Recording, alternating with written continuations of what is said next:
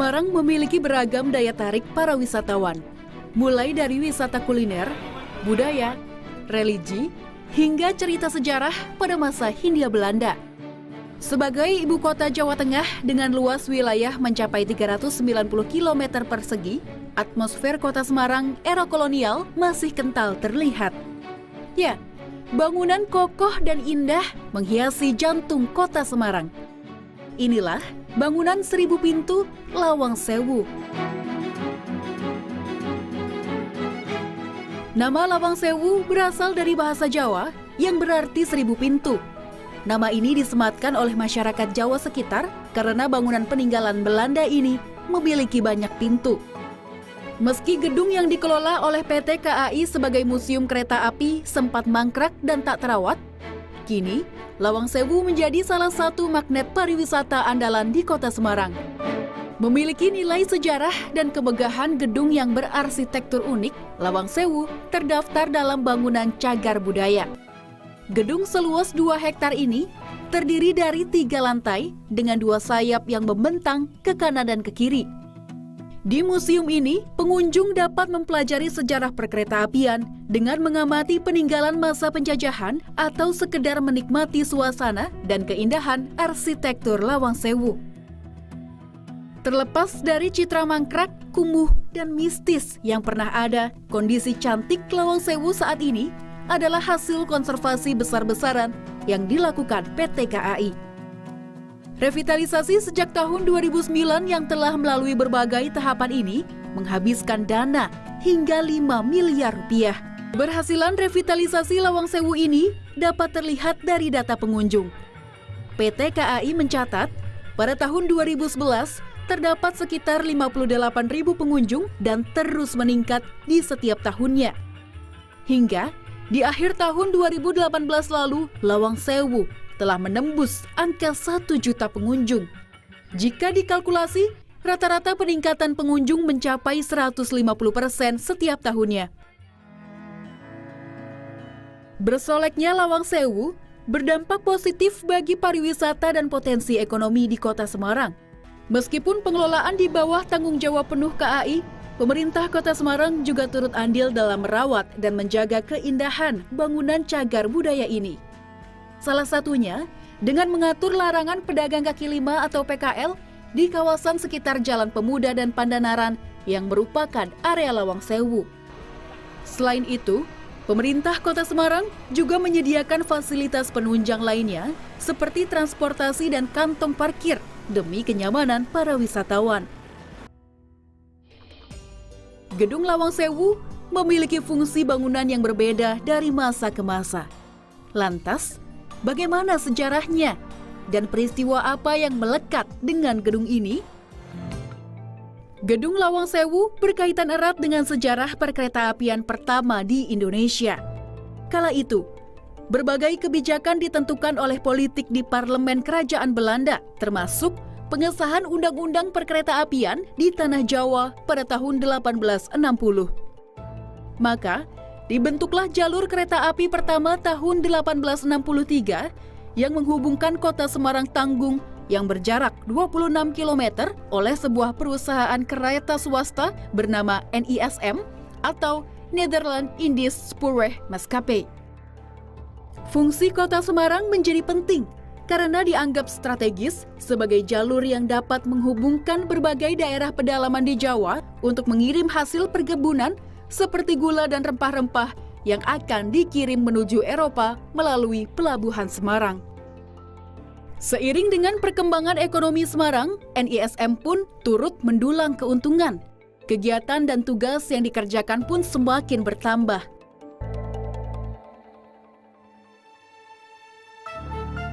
Megahnya gedung Lawang Sewu sebagai kantor NIS yang baru semakin menunjukkan kekuatannya sebagai perusahaan kereta api swasta yang sukses kala itu. Lawang Sewu menjadi kantor pusat yang digunakan untuk mengatur bisnis, percetakan, dan perencanaan perkeretaapian. Hingga di tahun 1942 sampai 1945, Lawang Sewu diambil alih oleh Jepang sebagai kantor Ryuku Sokyoku atau Jawatan Transportasi Jepang. disinilah Jepang mengendalikan perkereta-apian se-Jawa Tengah. Tak hanya itu, tim ahli cagar budaya Semarang Cahyono Raharjo menambahkan, sebagian lahan Lawang Sewu juga digunakan sebagai tempat tahanan oleh Jepang. Selain itu, pendapat lain menyatakan penjara tersebut berada di bagian bawah tanah gedung. Namun, fungsi bangunan Lawang Sewu untuk penjara tahanan masih menjadi perdebatan. Ibnu Murti menjelaskan, Lawang Sewu praktis hanya digunakan sebagai kantor administrasi kereta api sejak zaman penjajahan Belanda hingga Jepang. Tahun 1945, saat kekuatan Jepang melemah pasca menyerahnya Jepang terhadap sekutu, gedung Lawang Sewu diambil alih oleh Angkatan Muda Kereta Api atau AMKA sebagai markas Komando Perjuangan. Namun, dalam mempertahankan gedung tersebut, AMKA membunuh seorang kepala eksploitasi Jepang dan membuat geram Kempetai dan Kidobutai, pasukan tentara khusus Jepang yang terkenal dengan kekuatan, kekejaman, serta persenjataannya yang modern dan lengkap. Kejadian tersebut merupakan salah satu penyebab terjadinya peristiwa pertempuran 5 hari di Semarang yang terjadi di kawasan Lawang Sewu dan Tugu Muda Semarang. Para pemuda Indonesia yang saat itu hanya bermodalkan bambu runcing diserbu dan kalah dalam sekejap. Pasca pertempuran tersebut, kondisi gedung Lawang Sewu kacau balau dan banyak pemuda Indonesia berjatuhan menjadi korban di sana. Hingga akhirnya Gubernur Jawa Tengah mengeluarkan maklumat untuk menghentikan tembak-menembak pada tanggal 17 Oktober 1945. Lawang Sewu dibersihkan, serta jenazah para pemuda Indonesia dikuburkan di halaman gedung Lawang Sewu. Tak lama setelah dikeluarkannya maklumat tersebut, Inggris pun datang dan Lawang Sewu diserahkan kembali ke pemilikannya ke tangan Belanda. Hingga penyerahan kedaulatan Republik Indonesia di tahun 1949, Lawang Sewu beralih fungsi sebagai kantor TNI Komando Daerah Militer 4 di Ponorogo. Dan di tahun 1994, gedung Lawang Sewu beralih kepemilikannya ke PT Kereta Api Indonesia hingga saat ini. Menjadi salah satu bangunan yang dilestarikan, gedung Lawang Sewu memiliki keindahan arsitektur yang syarat akan fungsi. Lantas, seperti apa sejarah lahirnya perpaduan arsitektur negeri kincir angin dan budaya Jawa tersebut?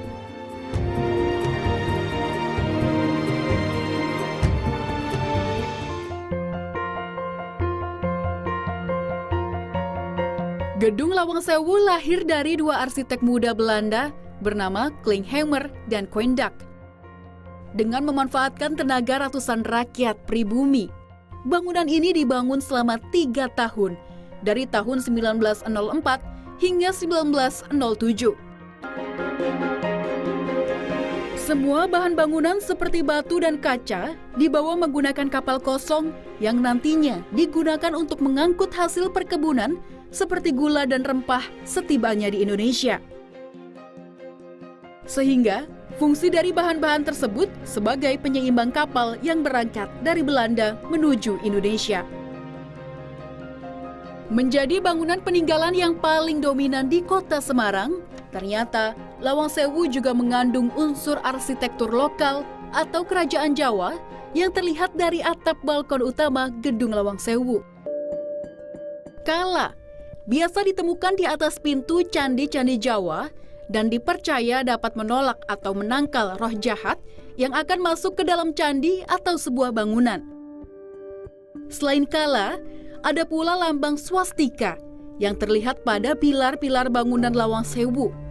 Swastika adalah salah satu simbol yang paling disucikan dalam tradisi agama Hindu dan memiliki arti kebaikan.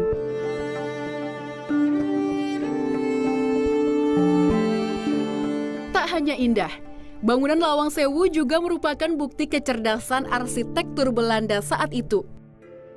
Seperti kaca patri ini, kaca setinggi 3 meter dan terletak di lantai 2 ini memiliki kecantikan dan menjadi daya tarik utama gedung Lawang Sewu yang memiliki fungsi sebagai pemicu sirkulasi udara. Hal ini terjadi Karena adanya kondisi hangat dari cahaya matahari yang masuk ke dalam gedung melalui kaca-kaca ini dan berganti dengan udara yang ada di dalam, lalu menyebarkan udara dingin ke seluruh bangunan. Menjadi spot yang paling dicari, kaca patri yang dibuat oleh seniman terkemuka asal Belanda ini menceritakan tentang masa kejayaan Belanda di tanah Indonesia dengan adanya simbol kota-kota besar Belanda, simbol kereta, dan simbol hasil perkebunan Jawa.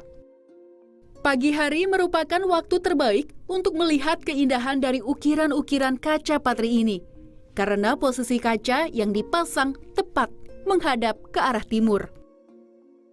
Selain kaca patri, yang membuat bangunan ini memiliki sirkulasi udara yang baik adalah banyaknya pintu dan jendela yang ditata di sepanjang lantai 1 dan 2.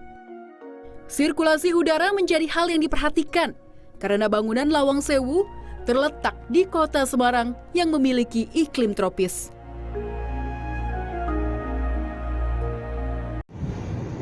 Halo Mas, dari mana Mas? Saya dari Kota Bau-Bau, Sulawesi Tenggara. Berapa kali datang ke sini Mas? Untuk kesini baru pertama kali. Keunikan apa sih yang dilihat dari gedung ini Mas? Kalau keunikannya sih, kita bisa berada dalam suasana masa lampau. Apalagi ini merupakan situs sejarah atau cagar budaya yang ada di Kota Semarang. Menurut saya sangatlah bagus, masih terjaga kelestariannya. Lawang Sewu adalah salah satu bangunan yang perlu dilestarikan sebagai tempat mengingat perjuangan bangsa untuk kembali bangkit. Keindahan Lawang Sewu bukan hanya tentang mengagumi bangunan, namun menghargai nilai sejarah merupakan bagian penting dalam perjuangan bangsa.